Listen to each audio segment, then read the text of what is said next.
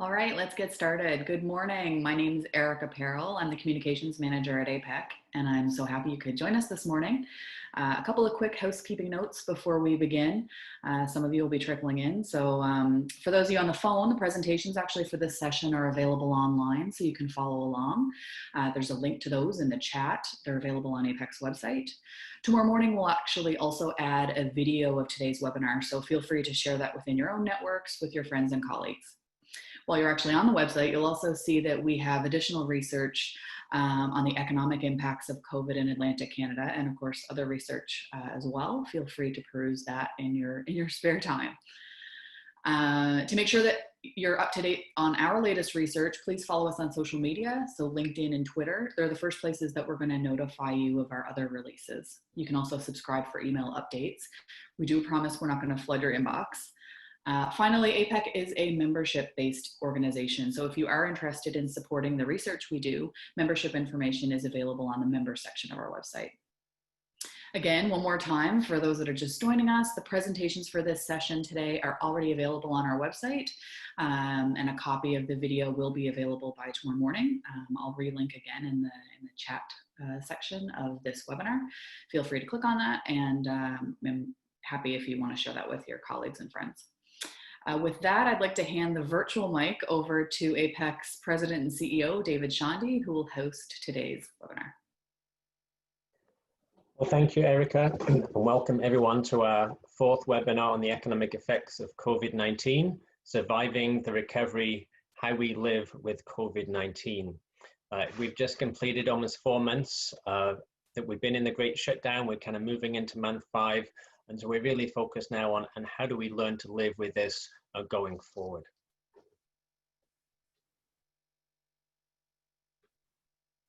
I have a team of researchers that have been working with me on our COVID analysis over the past 4 months. Maybe you may have joined us for previous webinars. You were able to hear from 2 of my colleagues in our last webinar. And joining me this morning is our economist, MacLean, who joined us last fall through our internship program, which is partly supported by the RBC Foundation. So this morning, Kevin will begin by discussing the size of the economic hit, the progress we are making towards recovery, and how the economic effects have been uneven from an industry, geographic, and demographic perspective, which has important implications for the nature of the recovery. I'm then going to focus about where we are going. I'm going to emphasize the uncertainty of the current situation, that COVID-19 is still with us and we don't know how long it will last, and suggest we need a broader approach to managing this pandemic in the region. I also want to help our policymakers as they manage the health risk and support the recovery to understand some important principles and ways in which COVID-19 is affecting the business community and hence our economy. I'm then going to talk about several key issues that we need to address to support and nurture the recovery. And finally, I want to focus and highlight some longer-term trends and forces that have not gone away. We've been so focused on addressing the immediate crisis and our short-term survival. But as we continue into the recovery phase, it's important that firms and policymakers begin to incorporate these longer-term trends into their decision-making. And we'll also have, again, some time for Q&A via the chat feature towards the end. So with that, I'll hand over to Kevin. Thanks, David. So what we know about the COVID-19 pandemic is that the economic decline has been both the largest decline in terms of initial magnitude and also the fastest to unfold in recent history. Here we're looking at some of the key economic indicators for Atlantic Canada, particularly how those variables changed from February, prior to the pandemic, to the peak of the pandemic in April. In just 2 months, we saw employment and hours worked fall sharply as health and safety regulations forced many businesses to either close or reduce operations. Retail spending fell as consumers stayed home to contain the spread of COVID, and we saw a large contraction in our exports as international demand was weakened. Now, to put the magnitude and speed of this contraction into context, the 2008-2009 recession saw an employment decrease of 1.5%. In April, we saw employment down 15%. In 2008, the drop took 9 months to materialize, and this time around it took just 2 months. So really unprecedented in terms of the scale and speed with which this has unfolded. Also worth noting that in 2008-2009, employment took 24 months to get all the way back to its pre-recession levels. Now, Atlantic Canada could be at risk of lagging the recovery, as we saw following the last recession, with Nova Scotia and New Brunswick taking longer to recover. PEI recovered quicker due to immigration, and Newfoundland and Labrador recovered with some large-scale oil projects.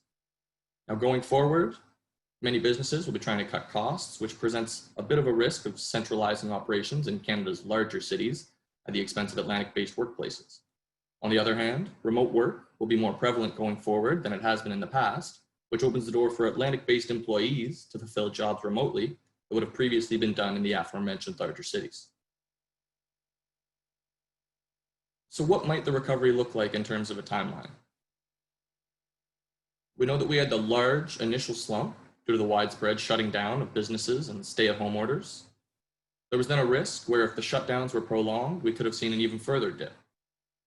Now, while we've largely been able to avoid this at the aggregate level, there are certain industries that have really struggled and could see challenges for longer, particularly those that are related to travel in some way, shape, or form.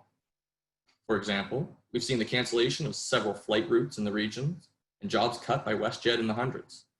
Irving Oil has done the same, cutting jobs due to lower oil demand with less travel, flights, people driving, and so on.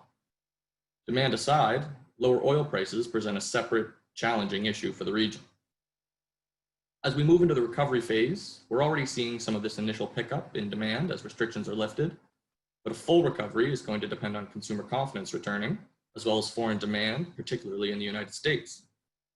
Now, we have to acknowledge that while the recovery certainly appears to be underway, that there remains a risk of future economic dips, particularly if there's a second wave either here in Atlantic Canada or in any of our export markets, be it other provinces or countries.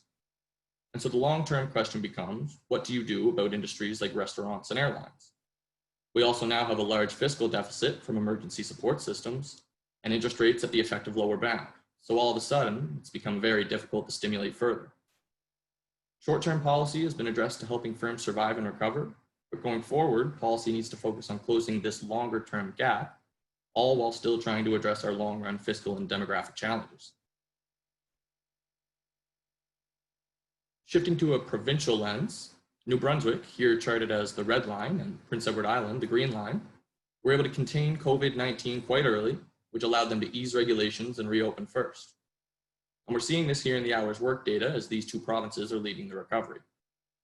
Nova Scotia, the blue line, had challenges with COVID-19, particularly in the Halifax area, and so hours worked actually continued to fall through the month of May on a year-over-year basis, but the recovery is now underway. Newfoundland and Labrador, the yellow line, was hit the hardest, and their long-term recovery is really going to depend on the impact of lower oil prices on its offshore oil industry. Coming out of this, again, we could see employment slower to recover than hours worked. We know that after the 2008-2009 recession, that employment struggled to increase at all in Nova Scotia and New Brunswick for the better part of a decade. With New Brunswick being more export-based, its recovery will largely be driven by whenever foreign demand is able to fully recover.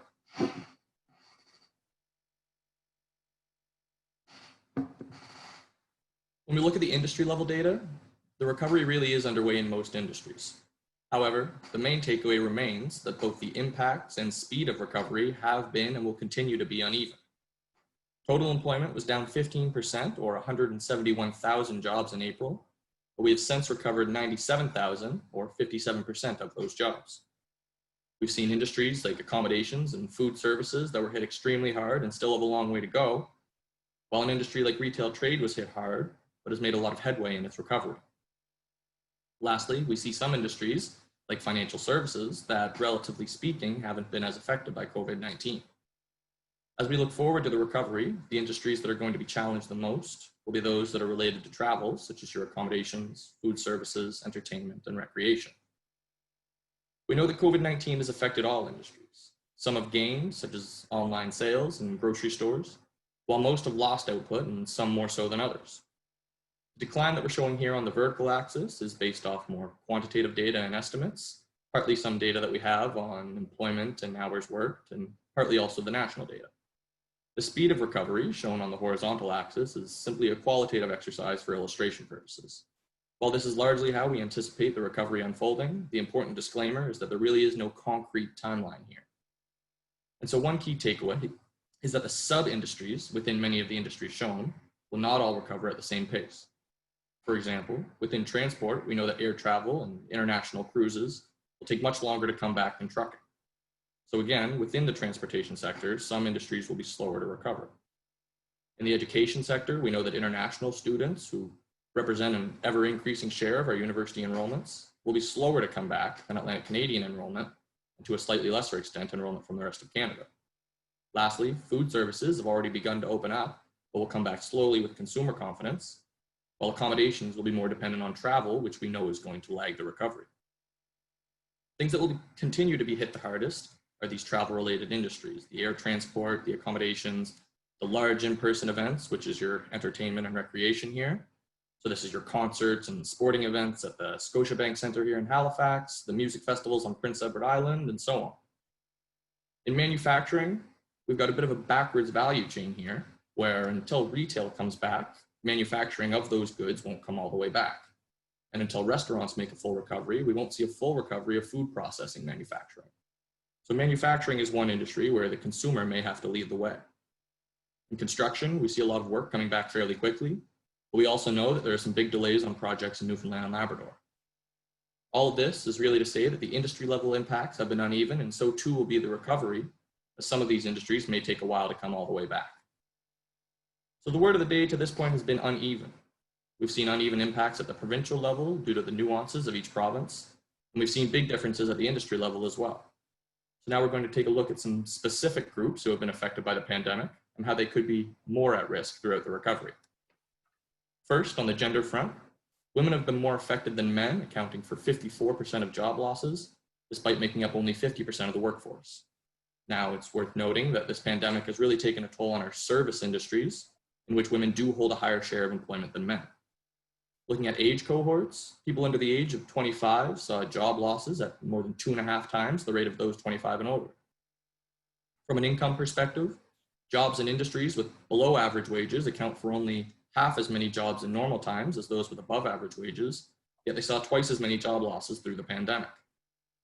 And we know that those who had a high school education or less saw job losses at more than twice the rate of those with a post-secondary education. So the purpose of this slide is to drive home the point that certain groups have been affected by this pandemic more than others, and we're going to be having a more in-depth discussion on this very issue during our next webinar this coming Thursday at 10 a.m. At this point, I'd like to thank everyone in the audience for their time, and I'll pass the virtual mic back to David to get into some of the hurdles we face going forward. Well, thank you, Kevin, for that great overview where we have been and some of the issues that we are facing during the recovery. Before I begin my remarks, I just want to clarify APEC's mission, especially for those of you who are less familiar with the APEC, so that you'll understand the context in which I'm making some of my remarks this morning on the recovery. Our mission is to support a healthy, inclusive, and sustainable economy. Healthy, we've been very focused on the physical health recently, but we're talking more about a robust, thriving economy. Inclusive, Kevin's talked about the various industry, provincial, and socio-demographic differences. We want everyone to be able to participate in a healthy economy. And sustainable is not just environmental, but our fiscal and economic sustainability. So we care about what is happening here in this region, and we share our independent insights and ideas, as we are doing today, and as we've done the last 4 months on this topic, to help support better economic outcomes. So where are we going? The first point we need to make is that COVID-19 is still here. While we have a minimal number of new cases in the Atlantic provinces over the last 2 months, this is not the case elsewhere. Globally, over 1.3 million confirmed new cases during this past week. And currently cases are increasing rapidly in several countries, including the US, Brazil, and India, all among our top 15 trading partners that we've been focusing on our global COVID website tracking the new cases.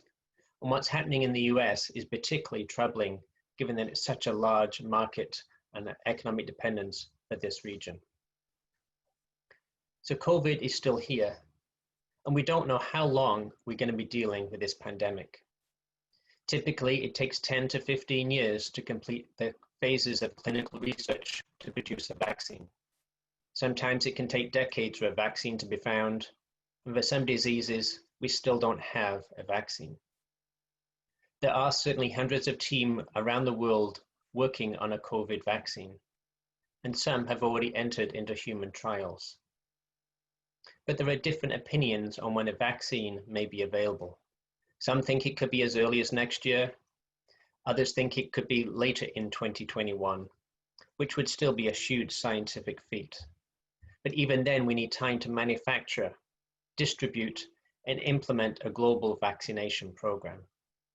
And other experts are more cautious. There are no guarantees a vaccine will work. And if a vaccine is not available, we'll have to put more reliance on treatments to reduce mortality rates. But the truth is, at this point, we don't know if or when a vaccine or effective treatment will be available for the general population. So while we might find a medical solution next year, we need to be developing strategies and plans for our economies that are sustainable if an effective vaccine or treatment is not available in the next few years. Nationally, we may have been a little too slow to close our borders and protect our long-term care facilities when we saw what was happening elsewhere. But overall, we've done a very good job in getting COVID-19 under control, especially here in the Atlantic region. And this is a credit to our premiers, to Dr. Strang, Russell, Morrison, and Fitzgerald, and their teams, as well as to our federal and provincial governments for quickly putting in economic supports to cushion the effects of the shutdown. So my focus is not on how we crushed the first wave, but how we managed during the recovery. We have rightly had a heavy focus on epidemiology, and this will continue. Advice may change over time as there is still a lot we don't know about the transmission of COVID-19. But it's also clear there is no right way to manage.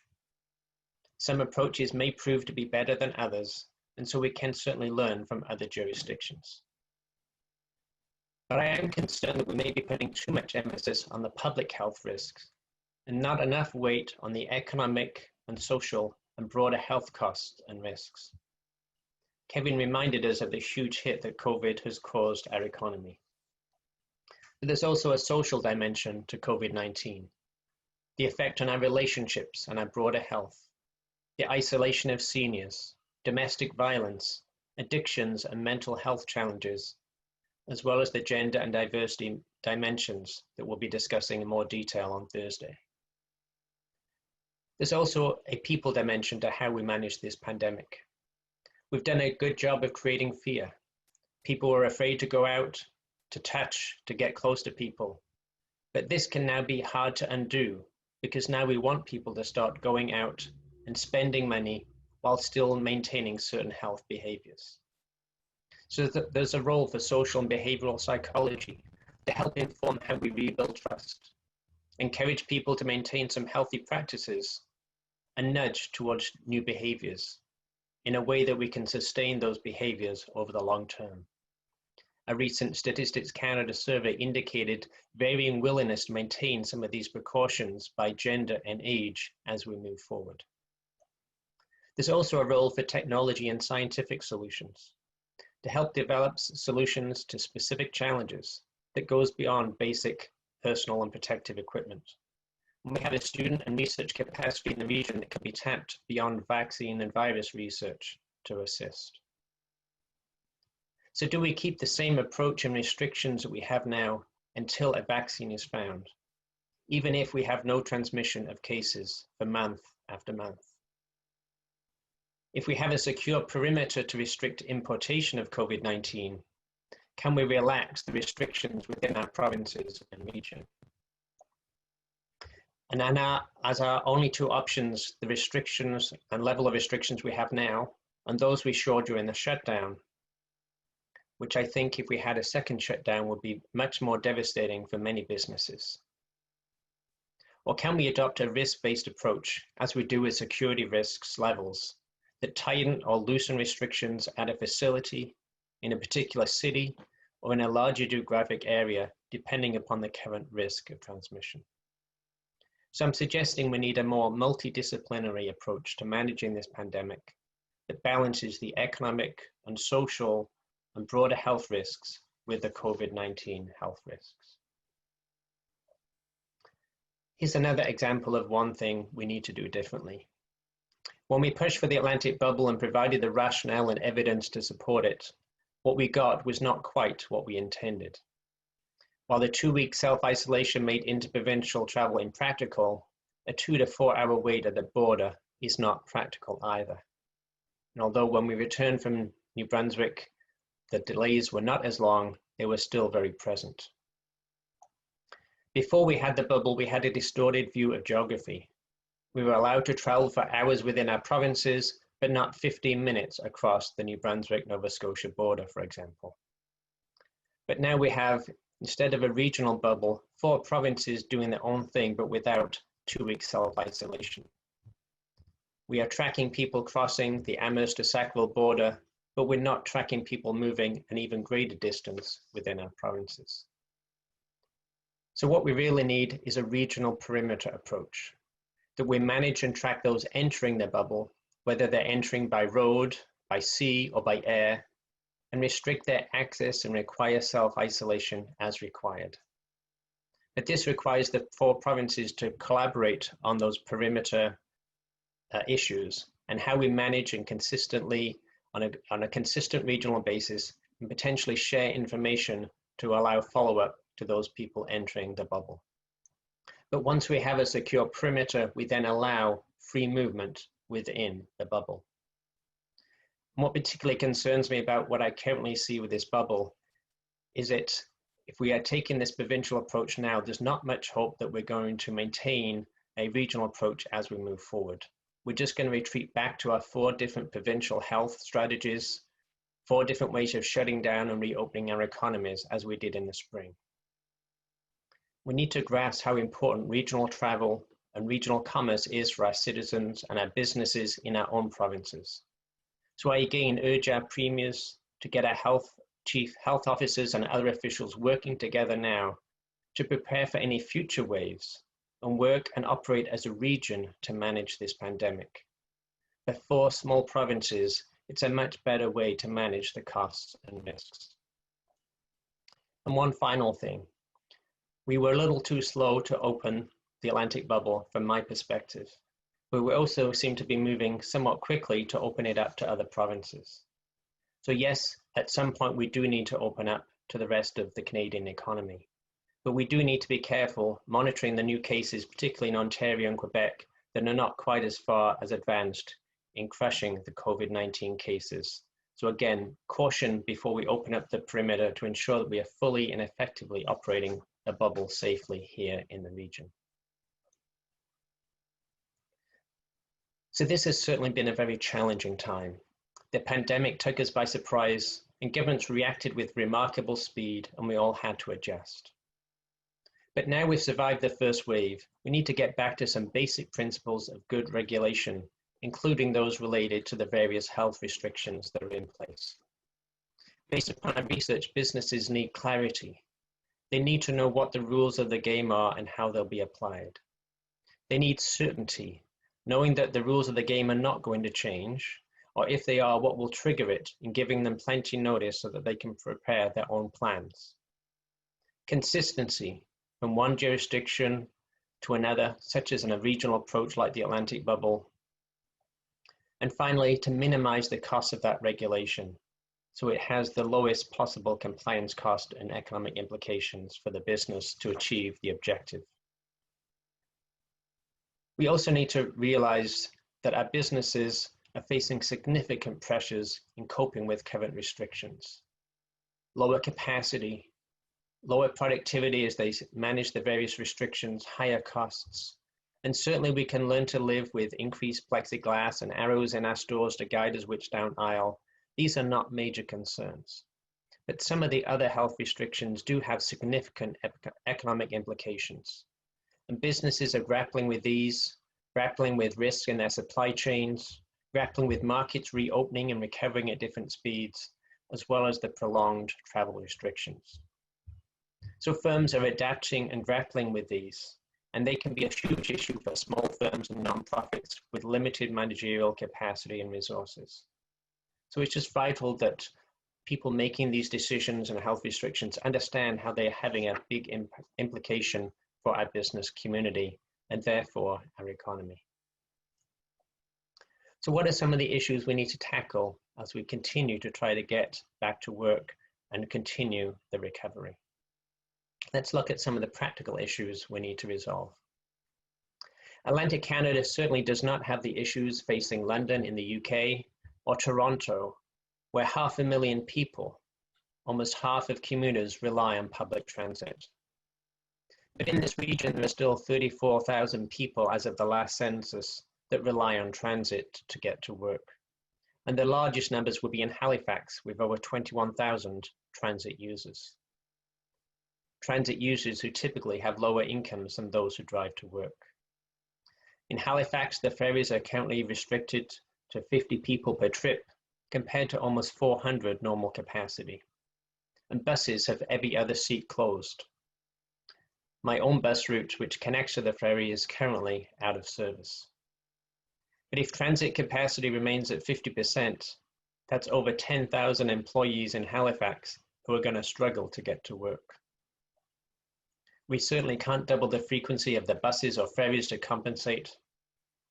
So it is the solution to encourage those who can continue to work from home to do so and create space for those lower income commuters who can't work from home?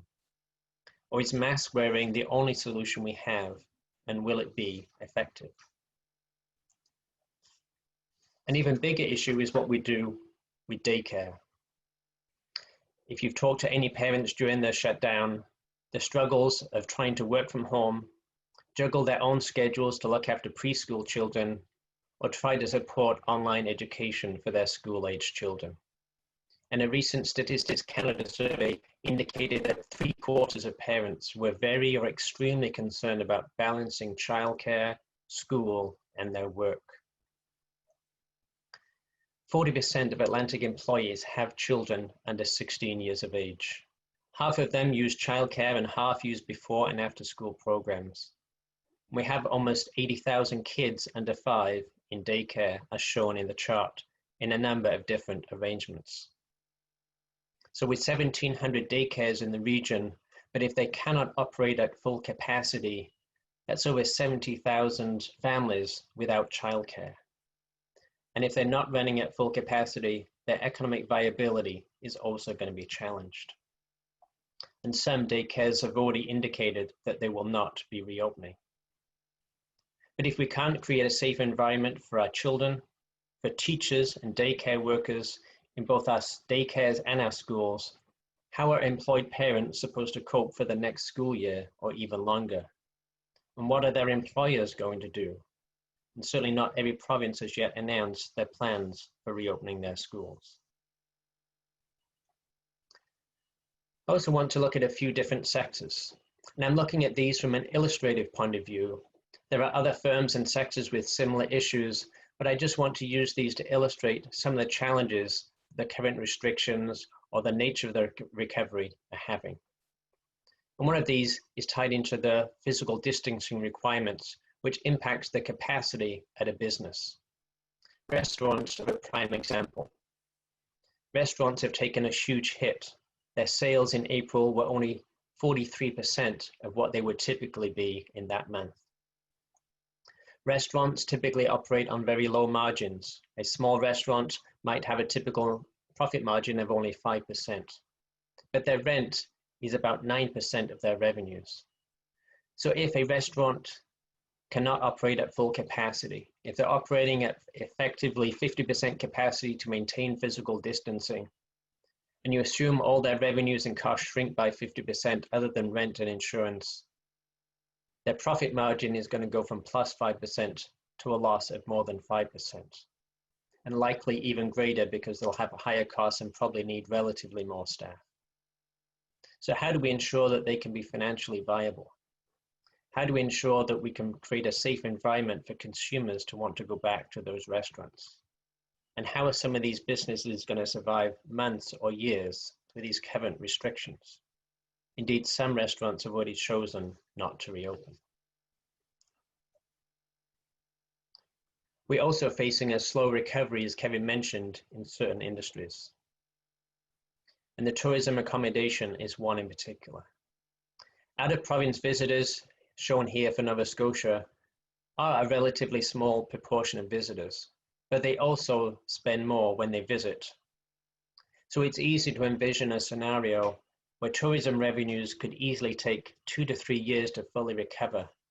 If we only have the Atlantic market for most of this summer, if it takes time for the rest of Canada tourism to recover next summer, and then potentially even longer for international travel to fully pick up. Again, this is an important industry with low profit margins. A quarter of small accommodations are not even profitable. But again, if they're operating at lower capacity, they quickly move into a loss-facing situation. So again, we do need to maintain certain infrastructure. We need national airlines for the recovery. So how do we ensure that we have a tourism industry after the pandemic? Because not all businesses will survive. And then we also have physical distancing and travel combined, and our universities and our colleges would have very similar issues. Online learning works for some students, but not others, as my daughter has discovered, just as working from home suits some individuals, but not others. But taking a year off and getting a job is a challenge in the current environment, and traveling around the globe is not an option. But if online schooling is not necessarily ideal for all people, and some classes and labs require work that cannot be done online. So what is going to happen to the quality of the education of our students? Because this is our future workforce. So how do we maintain that quality as we go forward? And if we're shifting to more online programs, are our degree programs competitive in an online environment when out-of-province and international students could study online from home at a much larger number of universities? And so the universities themselves are facing pressures with the risks of their enrollments and revenues. International students account for 20% of enrollments, but pay much higher fees than provincial students. And at Dalhousie University, for example, tuition fees account for 40% of its total income. And cutting classes can impede the quality of education, as my daughter is already finding out with some of the planned classes she had for the fall, and a couple of them have already been cancelled. So can we find a safe way to be on campus? Can we have all out-of-region students safely self-isolating for 2 weeks? And what will the future look like when we get through this? How much of our university courses will remain online? And how do we provide support through the crisis while encouraging what might be important needed changes to survive in a post-COVID world? And finally, in this section, what about our small business owners? Almost 90% of Atlantic businesses have less than 20 employees. These small firms account for almost 36% of total employment. But many small business owners are aging. And if you look at the data on self-employed to illustrate, over half of them are aged 55 years and over. So how willing are some of these businesses to stay in operation with all the pressures they are currently facing and the uncertainty? A recent CFIB survey indicated that 7 to 16% of small business owners in the region were considering closing due to COVID. So business entrance and business exits are always a part of a daily reality. The number of exits increases in a recession and the number of new firms is reduced. But new firms do play an important role in job creation and productivity. So again, we've seen a number of support programs to help these businesses survive, but not all will make it, leading to a further loss of employment, loss of service providers, and a loss of demand from the services that they provide. So we've been focusing a lot on the short-term crisis. We've been focused on ensuring our immediate operations and survival through the recovery. But as we start to think longer term, I think it's important that we focus and think about some of the longer term trends that are impacting our region's economy and how these might be changed and impacted by COVID as we move forward. While we've seen only about 68 extra deaths directly attributable to COVID-19, we are certainly seeing some impacts on our demographics from lower immigration and likelihood of lower international students.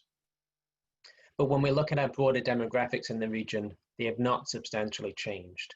We have more people dying than being born, and so our population will be shrinking without immigration.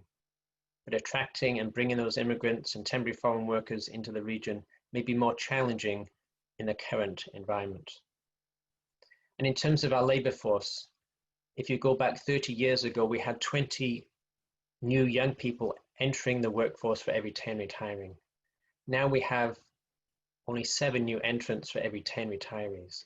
So although the current demand for labor may be lower, although a lot of unemployed youth, we certainly have to think about going forward the longer term implications for our labor force. And COVID-19 has maybe highlighted the greater capacity for remote workers who can work from home potentially in other locations. But automation, especially for immigration and temporary foreign workers, may be more challenging in the short term. We have a small, slow-growing market. We estimate Atlantic Canada's population will grow very little over the next 2 decades, and our economy will grow around 1% per year.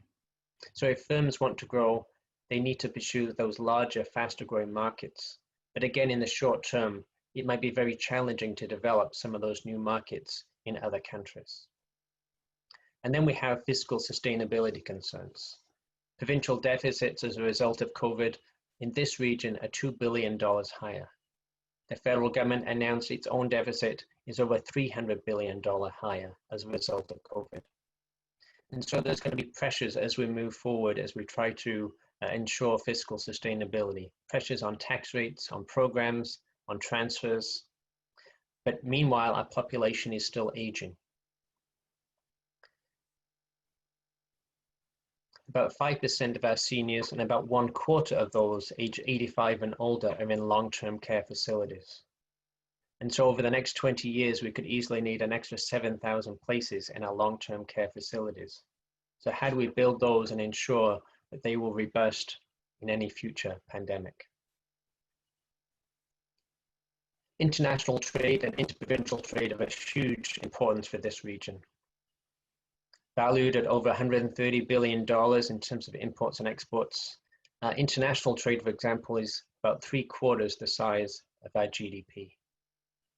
But we were already facing challenges and disruptions to our global value chains before COVID, with US tariffs, the threat to abolish NAFTA, Buy America policies, as well as natural disasters, strikes, and disruptions around the world.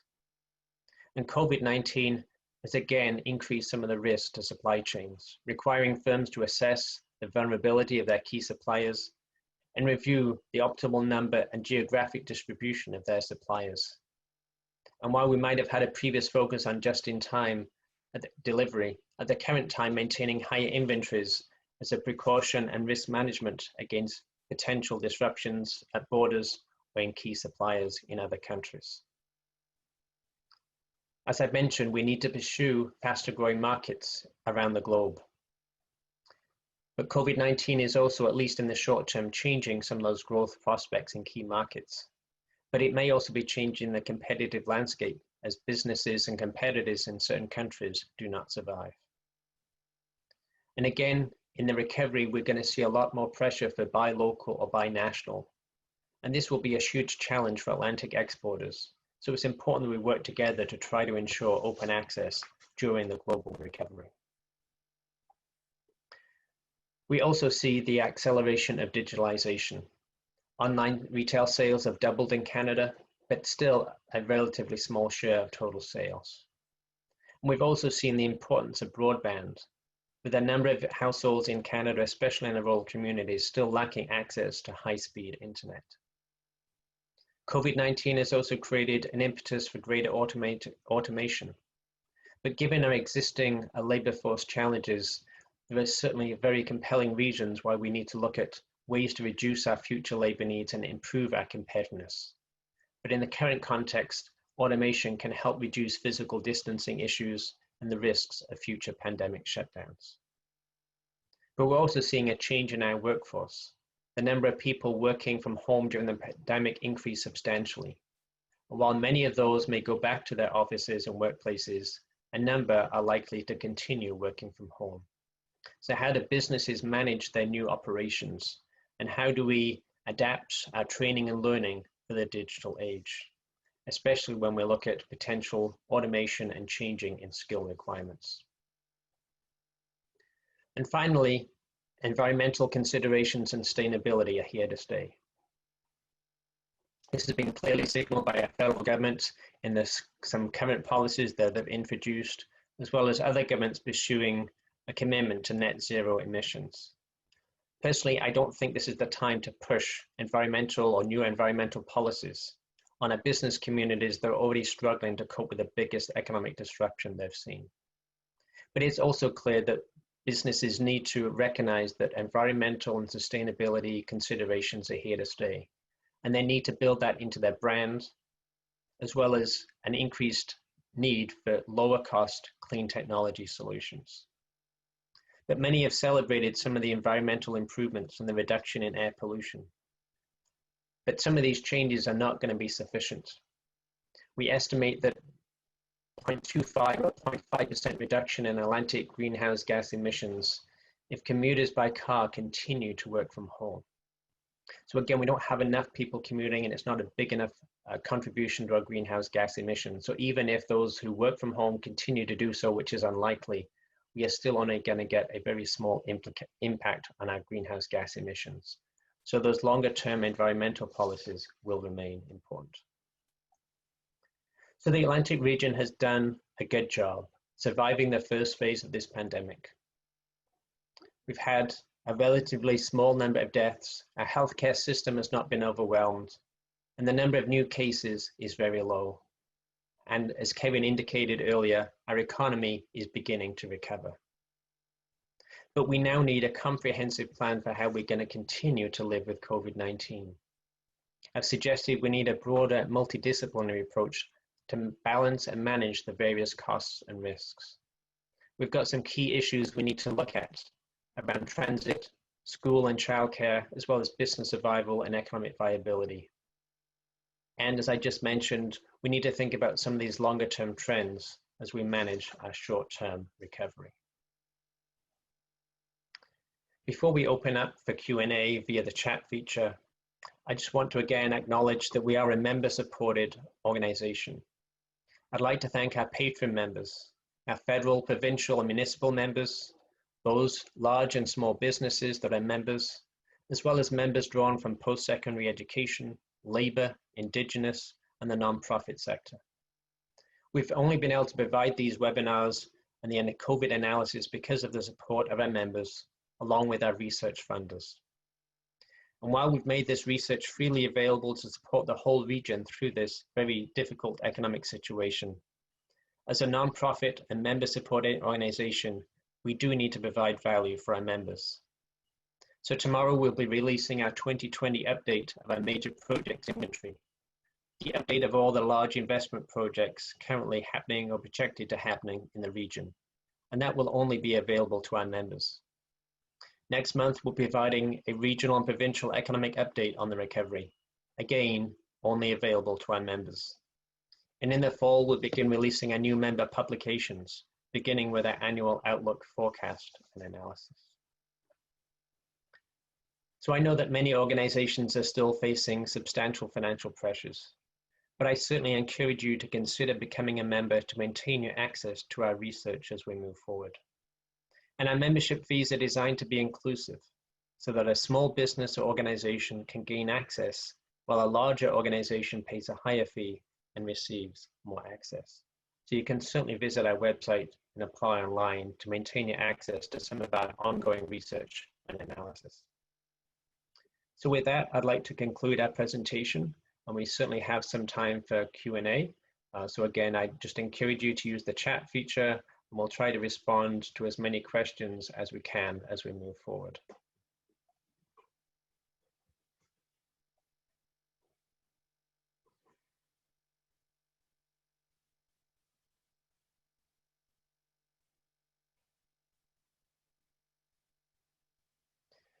So we've got a number of questions here. I'll try to respond to some of those, and some I might be able to direct to Kevin. Or Kevin, if you see any of those questions you want to jump in, just let me know. So one of the questions about, again, the Atlantic bubble, I think the challenge here is when we propose the Atlantic bubble, what we were thinking is we manage this as a perimeter. So we manage the entry into the bubble, allow free flow within the bubble.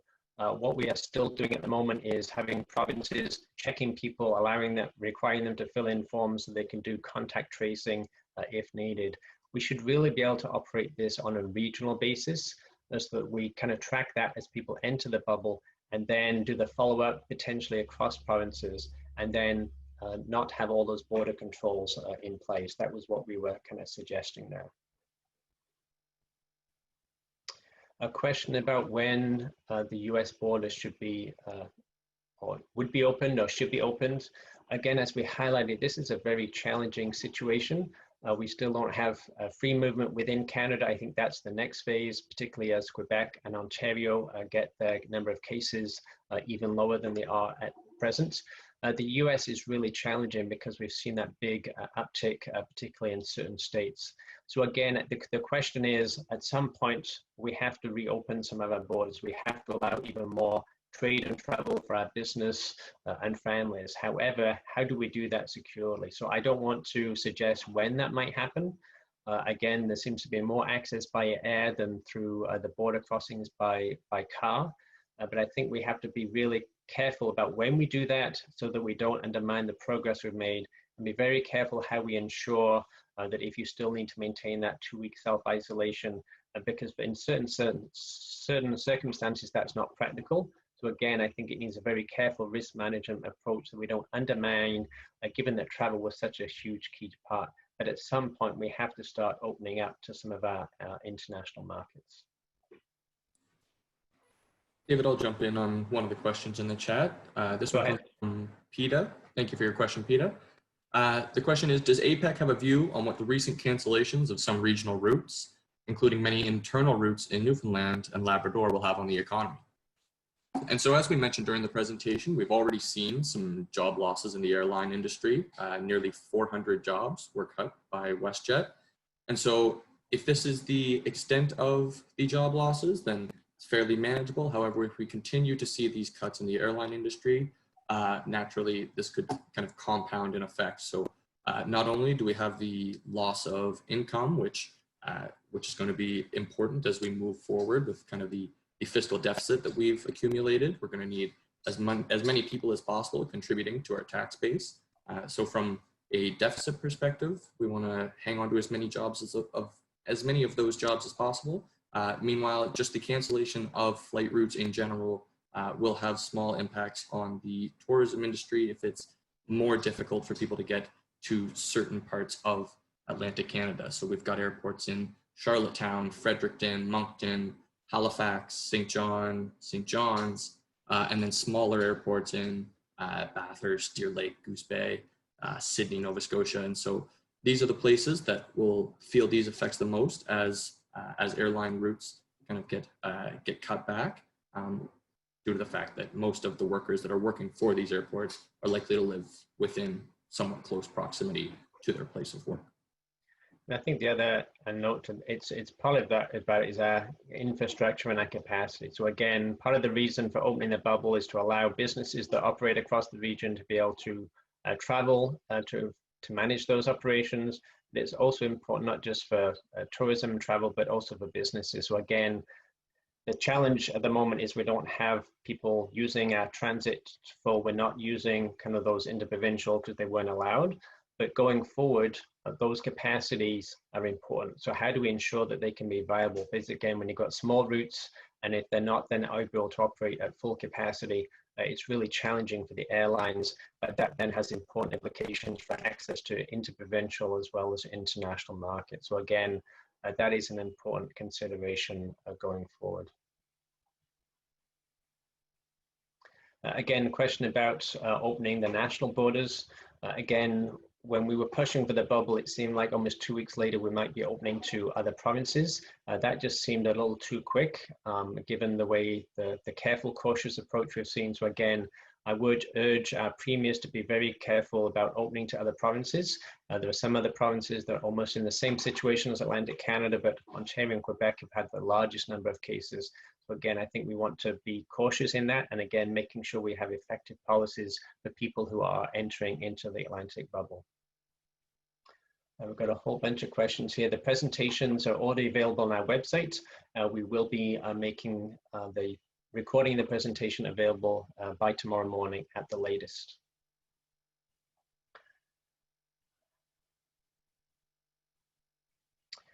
A question here about states and countries returning to lockdown.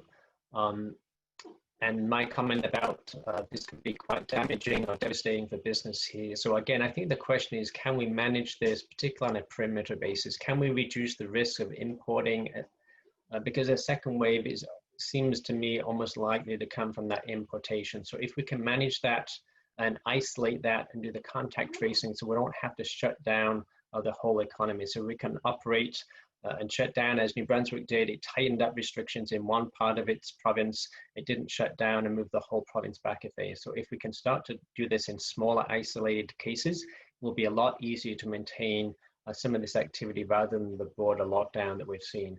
But again, ensuring that consumers and workers feel confident and safe to go back to work, to go back to the stores, which they seem to be doing, to go back to those environments where they might feel at more risk. But the more we can ensure a safe environment, we have low cases, can we then open up and relax some of those restrictions within our region?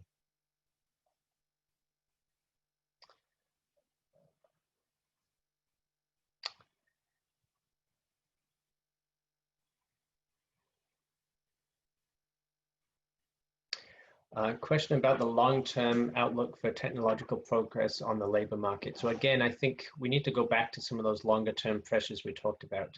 Our demographics are not going to lead to an increased labor force. The underlying demographics are going to see a contraction in our labor force. That's why we've had such a heavy focus on immigration. In the current environment, that's probably going to be more challenging.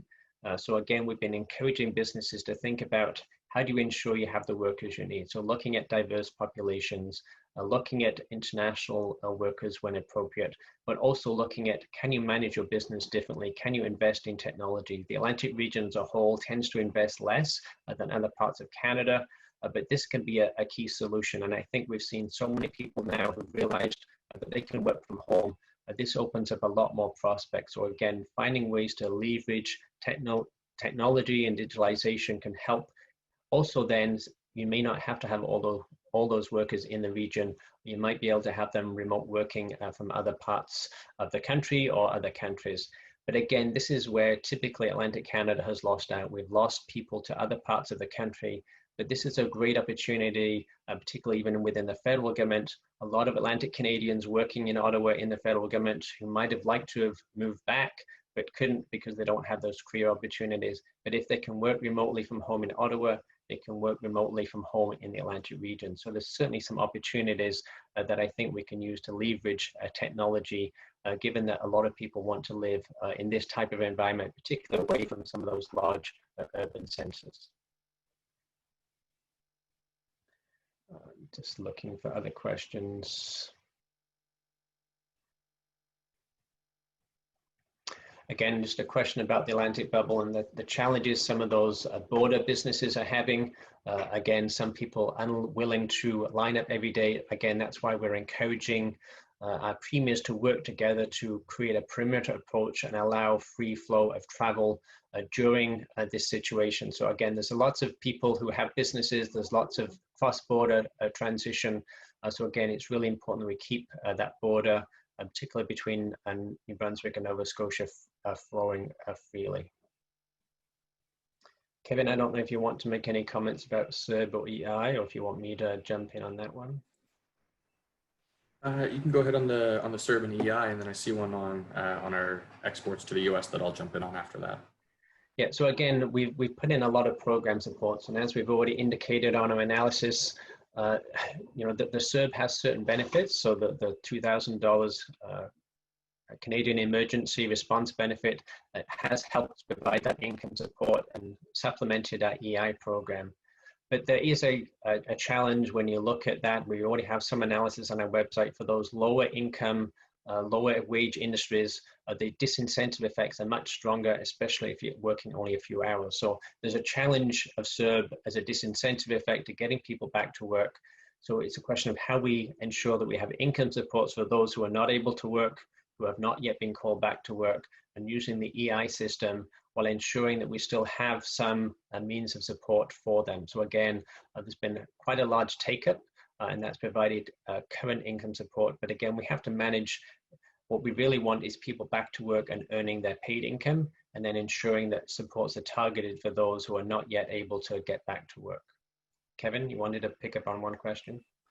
Yeah, so this question comes from Richard in the chat. Thanks for the question, Richard. He says, so what are some of the risks for export growth to the US market for Atlantic Canadian firms? And so obviously the US market is incredibly important for Atlantic Canada. It represents about 70% of our exports. And so the current trend in COVID-19 in the US is clearly disturbing and provides some negative implications for our own exports here. Now, the silver lining to that is that in the current hotspots that we're seeing in the United States, so your Florida, your Arizona, California, Texas, these states only actually account for about 10% of our exports total. And so while there is an exposure risk with the country as a whole, the one silver lining is that we are relatively sheltered from the impact of those current hotspot states. David, I'm not sure if there's anything you want to add there. No, I just want to pick up on another question just around the fiscal situation. Again, kind of the longer term impacts of those increased deficits. So again, I think as we flagged, it was the right thing to do in the short term, particularly the federal government taking on a lot of that, because our analysis that we did some time ago before we kind of saw the current deficits, interest rates are very low at this time. So the debt service burden of that increased debt is relatively low and relatively manageable at the current time. But as or if interest rates start to increase over the longer term and that debt has to be repaid, there are challenges. But typically what we've seen in the past, some of these programs will expire. As the economy recovers, the need for some of those programs will end, and you'll immediately see the deficit starting to be reduced. But then we're probably going to have this longer term deficit and increased debt to think about. And that's where there's pressures as governments might think about trimming programs, trimming transfers, and increasing taxes. And in Atlantic Canada, our tax rates are already relatively high, so that's our concern. So again, I think there's a business risk in terms of viability, but it's more about how do we ensure the recovery, because the stronger our economy, the stronger our tax revenues, and the more capacity we have to manage this. So at the moment, I would put the focus on a stronger economy and less on managing kind of the longer term fiscal situation. Kevin, any final comments you wanted to pick up on before we close? We're just about at time. Just one last question in the chat from Ian. Thank you very much for the question, Ian. He says, how can Atlantic Canada take advantage of skilled talent looking for new homes after the recent H-1B visa suspension announcement in the US? And so, as David mentioned, we still have this long-term demographic challenge where we have many more people leaving the workforce than entering it. And so I think this, as well as any other potential opportunities for immigration, are strictly a positive for us here in Atlantic Canada. On one hand, if we're able to attract immigrants to the region and only 10% of them stay and lay down roots and contribute to employment and the tax base, then that's a win. Meanwhile, if we're able to bring in immigrants and 80 to 90% of them stay, then that's even more of a win. So I think it's really a no-lose situation. We're in a situation where we're going to need people to fill the jobs in order to keep our labor force and our employment levels steady going forward. So I think any type of immigration opportunities like this are something that we should really try to capitalize on. Okay, well, thank you very much, Kevin, for participating today. I want to thank all of you for joining us, and again, all our members for their ongoing membership support. We will be sending you a survey that you can complete, please. It will only take a minute, but we certainly appreciate your feedback. And again, encourage you to join us for a panel discussion this Thursday, where we'll be talking about more of those vulnerable populations and the broader socioeconomics of COVID-19. So we certainly encourage you to join us. Again, the presentation is available on our website, and we'll be sharing the recording within the next day. So again, please just check your emails for links to that. And with that, I'd like to thank you very much for joining us, and we'll conclude this morning's webinar. Thank you.